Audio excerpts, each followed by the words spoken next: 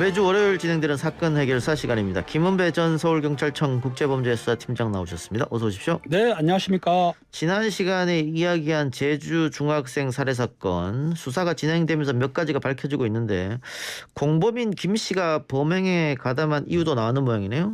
그렇습니다. 7월 18일 날 3시 16분경에 발생한 제주 중학생 그 사망 사건이죠. 그 사건에서 공모했던 김신남 씨가 있는데 그 당시에도 아마 그 돈 때문에 그런 거 아니냐라는 얘기가 들었었는데요. 이 확인이 됐습니다. 실제적으로 그날 그 범행을 한 후에 그 백모 씨, 그 살해 주범이 백모 씨가 체크카드를 줬던 거예요. 김 씨한테요. 예. 김 씨가 그걸 가지고 그 자동 인출기 있지 않습니까? 예. 가지고 자기 계좌로 500만 원을 이체를 아하. 했습니다. 예, 예. 그리고 백모 씨한테 받은 그 신용카드 3장으로 예. 자기가 운영하는 유형시장 가가지고 100만 원 정도를 긁었어요.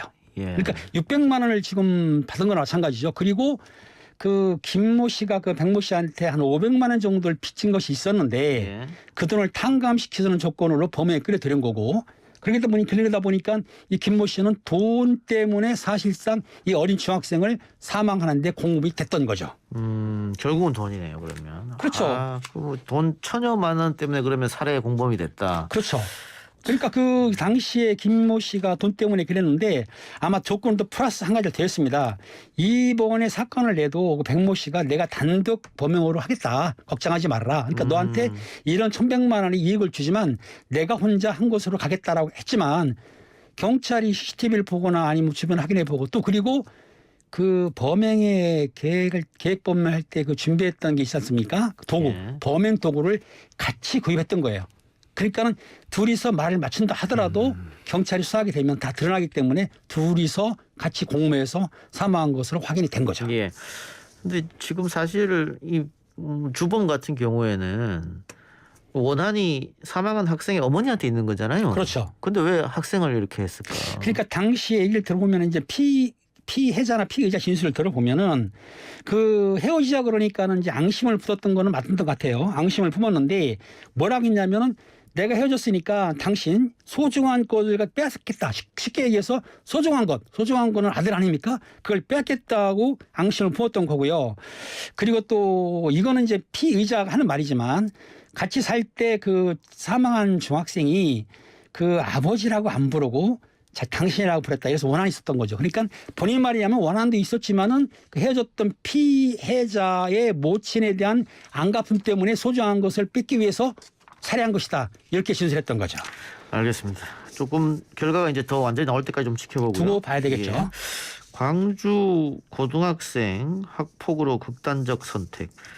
발인 전날 증거가 발견됐다고 하는데 어떤 이야기입니까? 그렇습니다. 이 내용이 2월 29일 날 오후 전 그 11시 20분경에 광주 야산에서 고등학생이 사망한 채로 발견이 됐습니다. 예. 그러니까 경찰이 신고받고 가봤더니 외상이라든지 아니면 다른 상처가 없기 때문에 이거는 외부에서 즉 타인에 의해서 하던 게 아니고 본인이 극단적인 선택을 했다고 해서 내사 종결을 처리하려고 사체를 인계를 해줬는데 예. 장례식장에서 장례를 치른 도중에 그 사망한 그 학생의 친구의 어머니가 예. 찾아와가지고 웬 동영상을 보여줬던 거예요. 그럼 그 동영상에 학폭의 증거가 남아있는 그런 동영상인가 보네요? 그렇습니다. 그 동영상을 확인해 보니까 이 사망한 학생이 그냥 극단적인 선택한 게 아니고 즉 학교 폭력의 피해자가 됐던 건데 그 한 8명 정도가 피해를 줬다고 알고 있어요. 그런데 피해자 중에서 그 한 명이 그 애가 사망하게 되면 운구를 하지 않습니까? 그 운구에도 선정이 됐다는 거예요. 깜짝 놀랐죠. 아니 내 아들에게 학교 폭력을 한 가해자가 있었고 가해자 중에서 한 명이 또 운구행렬에 참여한다. 이러니까 깜짝 놀라리죠. 예. 이래가지고 그 부모가 이제 청을 하게 됐고 했던 거죠. 그러면 그 동영상을 보고 경찰이 정말로 학폭이 있었는지 조사를 했을 텐데요. 그렇죠. 경찰에서는 그 동영상이라든지 확인해 보니까 실제적으로 그 학폭을 했는데 그 가해자 중에 한 명이 혹시 기절놀이라고 아시는가 모르겠어요. 예. 목을 조으면 사람이 압박 때문에 기절하는 건데 이게 놀이라고 볼 수는 없습니다. 왜냐하면 피해 당하는 사람 입장에서는 이게 학교 폭력이거든요. 그렇죠. 근데 그런 거를 얘가 당하면서도 또 지속적으로 또 학교에서 폭력 당하는 거를 친구 안고 지가지고 왔었던 거죠. 그 지속적인 기간이 뭐 한 1년 6개월 정도 된다고 1년 하는데. 6개월 그러니까 이제 고등학교 들어간 뒤부터 계속해서 그 지속적으로 폭행을 했는데 그 학생들이 여러 명이에요. 뭐 11명이란 말도 있는데 어떻든 그 학생들 중에서 좀 심하게 폭행도 하고 뭐 또 심하게 했던 3명 중에 그 경찰에서 선정을 해가지고 영장을 신청을 했습니다. 했는데 3명 중에 2명은 구속이 됐습니다. 법원에서는 그랬겠죠. 증거인멸 우려가 있고 도주 우려했다. 이건 통상적인 얘기고 한 명은 왜 기각이 됐느냐. 그런데 이 2명은 범행을 부인했다고 그래요. 예. 가해 사실 없다고 했었고 기각된 한 명은 사실은 범행을 일부 시인했던 것 같아요. 잘못을 반성한 거죠. 그렇기 때문에 한 명에 대해서는 불구속 기각을 했고 2명은 구속이 되었던 거죠. 그러면 이거 그 동영상이 제보가 안 됐다고 하면 아무런 일도 없이 넘어갔을 것 같은데 그 학교 측에서는 몰랐습니까? 이런 사실을? 학교 측에서는 이렇게 피해 당한 내용을 담임 선생을 비롯해서 전체가 몰랐던 것 같아요. 그러니까 알 수가 없으니까 이거를 나중에 이제 전수조사를 하기 위해서 재학생 300 몇 명, 한 350명 되는 걸 알고 있는데 예. 그게 무기명 진술을 받았던 거예요. 예. 무기명 진술을 받아 보니까 이 피해자한테 지속적으로 학교 폭력을 했던 가해자들이 한 11명 정도가 확인이 되지 않았느냐. 그래서 이제 11명 정도에서 수사를 하고 있지만 그중에 3명은 뭐 가장 중요한 거고 나머지 사람들에 대해서도 계속 수사 중인 거죠. 그 팀장님이 보시기에 학교 폭력이 외부로 잘 알려지지 않는다. 뭐 네. 담임도 몰랐다고 하니까 부모님도 몰랐던 거 아니겠어요? 부모님도 모르죠. 예. 예. 이런 이유는 어디에 있다고 보십니까? 가장 중요한 거는 학교에서 폭력이 났을 때 그거를 제보하거나 선생님이나 아니면 부모한테 얘기했을 때 보복이 들어올 것이다. 보복도 들어오고 학교를 다니지 않습니까? 예. 그렇기 때문에 학교에서도 이제 학교는 아무래도 폐쇄된 공간이니까 사건 나는 것을 싫기 때문에 좀 무마하거나 좀 숙소하려는 경향도 있고 또 신고를 이렇게 뭐 꼰지른다 그러나요? 그 신고하거나 그런 거에 대해서 주변에서 시선이 따가우니까 일방적으로 웬만한 학생들이 참고 넘어가거나 신고 안 하는 경향이 있는 거죠. 참 안타깝네요. 그 팀장님도 이 학교 폭력 수사한 적 있습니까? 있어요. 간단하게 말씀드리면 제가 이제 학교 폭력을 한 적이 여러 가지 있지 그 중에서 한 인상이 남는 거는 그 중학생 3명 정도가 지나가면서 5명 정도 지나가면서 그 선배들이 있었어요. 예. 선배들이 있는데 지나가면 침을 뱉었는데 그 뱉은 아이는 그냥 목에 침이 올라오니까 뱉었지만 그 주변에 있던 선배는 이것 봐라. 나한테 침을 뱉어 이렇게 오해를 한 거죠. 건방지게 나한테 그렇죠. 침을 뱉었다. 그러니까 선배들이 볼 때는 그러고서 훈계를 하는데 그중에 한 명이 또 쳐다봤던 것 같아요. 예. 그러니까 건방지 후배가 나를 꼬나봐 이렇게 된 거예요. 예, 그러니까 예. 선배 입장에서는 너네들이 내 앞에서 침 뱉으면서 무시했고 날 쳐다봐 수업 끝나고 모여 이래가지고 수업 끝난 다음에 학생들을 어느 장소에 모이게 한 거예요. 예. 그래가지고 한강으로 끌고 갔습니다. 아하. 왜? 사람이 없는 곳으로 가야죠. 예. 가가지고 그 피해 학생들을 뭐 엎드려 시키기도 하고 군밤도 때리고 자기들끼리 뺨 때리기도 하고 이렇게 폭행을 했습니다. 물론 예. 학생들이 장난을 할 수 있겠지만은 그거는 뭐냐면은 선배들이 위력적으로 했기 때문에 그 피해 폭행이죠. 학생들이 피해를 본 거죠. 그럼요. 학교 폭력 맞습니다. 예, 예. 맞아가지고 신고가 들어와가지고 그중에 피해 학생 한 명이 다행히 부모한테 얘기를 했어요. 아하. 그래서 조사를 했는데 물론 부모들 입서가지고 조사를 했습니다. 미성년자이기 때문에 했는데 크게 뭐 다친 적은 없었어요. 다치지 않고 또 피해자 부모들도 가해자 부모의 처벌을 원하지도 않고 가해 학생들 가해자 부모들도 뭐 굉장히 사과를 하고 학생들은 뭐 반성문 쓰고 해가지고 크게 문제가 안 됐기 때문에 학교의 징계 차원에서 끝날 수도 있었죠. 그러니까 무슨 얘기냐면 지속적인 폭력보다는 단순 우발적 아니면 간단한 폭력 같은 경우에는 사과나 또 합의로 조용해가지고 끝날 수는 있지만 지속적인 폭력은 이렇게 하면 안 되는 거죠. 예. 알겠습니다.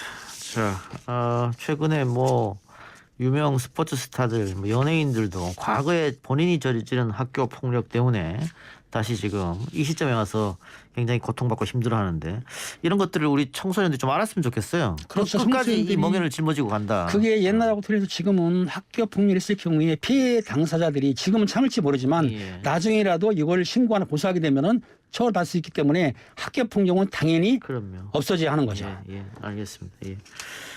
자, 또 다른 사건을 볼까요? 다른 학교 폭력 사건에서도 부실수사 논란이 있었는데 이건 어떤 사건입니까? 이거는 5월 18일 날 오후 7시경에 이제 그 발생한 사건인데요. 그 한 학생이 여러 명한테 즉 한 8명 정도한테 폭행을 당했다고 고소를 한 사건인데요. 고소 내용은 즉 돈도 빼앗겼고 집단으로 폭행을 당했다 그래가지고 고소를 했는데 경찰에서 조사하면서 이 내용이 단순 폭행 쪽으로 바뀌어가고 그리고 피해자 부모 쪽에서 그 폭행당한 영상을 누군가 찍어가지고 유포를 했어요. 그럼 2차 가해인데 그렇기 때문에 그 휴대폰을 압수해 달라고도 요청을 했는데도 불구하고 담당 경찰서 수사관이 압수도 하지 않고 사건을 무마 촉수했다는 문제가 됐던 거죠. 그 왜 휴대전화를 압수수색하지 않았을까요? 그 담당 경찰서 요청과장 얘기는 이미 제출을 했기 때문에 압수할 수가 필요가 없다라고 말을 했는데 예. 그 가해자 여러 명 중에서 한 명은 임의로 제출한 건 맞습니다. 그러나 나머지 4명 정도는 임의 제출을 안 했어요. 그럼 임의 제출 안 하게 되면은 그 휴대폰을 찾아가지고 압수수색하기 위해서는 당연히 그 영장을 청구해야 되는데 안 했어요. 그리고 거기에서는 뭐 CCTV나 동영상을 확보했다고 하는데 예. 우리가 핸드폰을 포렌식하게 되면 그 문자나 카톡 내용이 있지 않습니까? 문자 내용 이런 걸. 예. 이런 내용에 협박이라든지 또 어떤 2차 가해한 걸 나올 수가 있는데 예. 단순하게 생각해가지고 압수를 안 했던 거죠. 게다가 합의를 종용하고 쌍방 폭행으로 성취했다. 이것도 지금 문제가 됩니다. 그 2가지를 보시면 됩니다. 쌍방 폭행이란 얘기는 이 싸움에 대해서는 원래 이제 정당방위가 인정이 되지 않는데 이건 여러 명이서 한 명을 구타를 했습니다. 예, 또 예. 선배들이 그러면은 우리가 이제 정당방위라고 있지 않습니까? 정당방위는 뭐냐면은 현재 지금 침해 당했을 때 내가 대항할 수가 있거든요. 그러면 이 학생이 혼자고 상대편은 여러 명 있으면 내가 대항한 것에 대해서는 사실은 정당방위를 해줘가지고 입건을 하면 안 되는데도 불구하고 쌍방으로 했다는 얘기입니다. 그럼 이게 문제가 있는 거고 담당 경찰관이 지금 합의를 종용했다는 말은 나오는데 예. 실제적으로 수사기관이 합의를 종용할 수는 없습니다. 그러니까 피의자가 가해자 측에서 합의를 요청할 경우에는 피해자한테 알려줄 수는 있다 하더라도 종용하면은 문제가 되는 거죠. 예.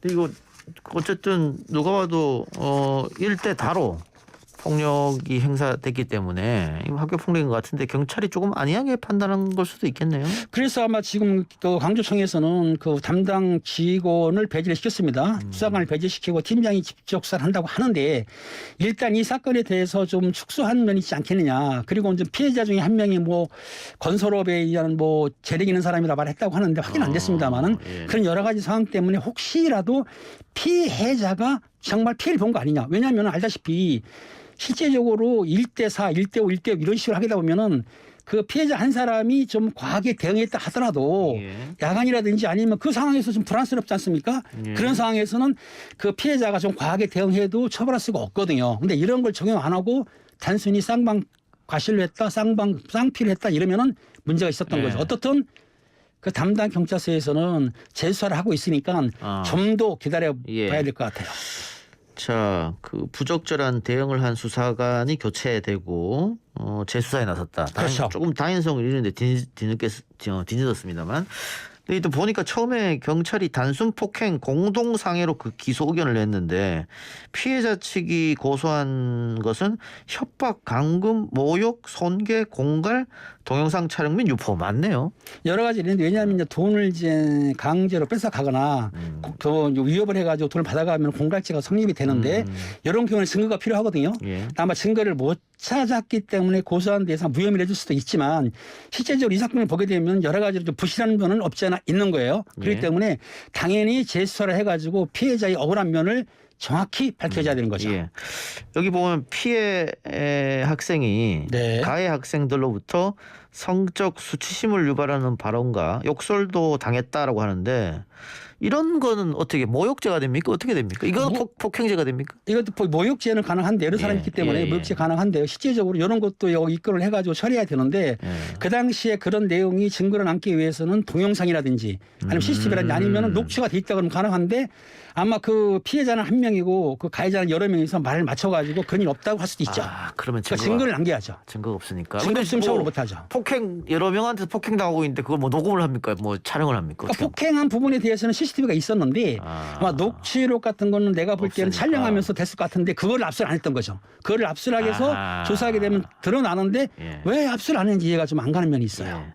자, 근데 이렇게 기소 의견으로 송치가 돼서 결국 기소가 되면 그 가해 학생들이 학교에서 다른 학교로 전학 가거나 이렇게 되나요? 보니까 뭐 피해 학생이 전학 간다 이런 얘기들도 있어서. 두 가지가 있는데요. 가해자들을 다른 학교로 전출시킬 수도 있고 예. 피해자가 원하면 피해자만 다른 데로 가면 되지 않습니까? 예. 선택할 수는 있는데 일반적으로 피해자는 남아있고 가해자들을 보내는 게 원칙인 그 거죠. 원칙이죠. 네. 예, 피해 학생이 다른 학교로 가게 되면 또 그 학교에서 적응은 또 어떻게 할 거냐. 정하기가 힘들죠. 예. 네네. 또 뭐 저 친구 학교 폭력으로 왕따 돼서 전학 왔다라고 하면 그 학교에서도 좀 힘들어질 테니까. 그럴 수도 있기 예. 때문에 실제적으로는 학교에서 신중하게 판단을 해야 되는 거죠. 예.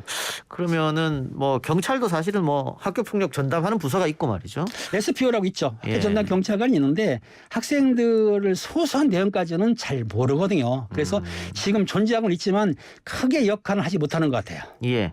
어쨌든 뭐 학생들 보고 왜 피해를 당했으면서 신고를 안 했냐 이렇게 이야기하는 것보다는 학교에서 또 선생님이나 또 우리 경찰도 조금 더 관심을 가지고 신경을 써야 되지 않을까. 네, 관심을 가져가지고 학교 폭력을 확실하게 없애야 됩니다. 알겠습니다. 오늘 김은배 전 서울경찰청 국제범죄수사팀장과 이야기는 여기서 마무리하겠습니다. 오늘 말씀 감사합니다. 감사합니다.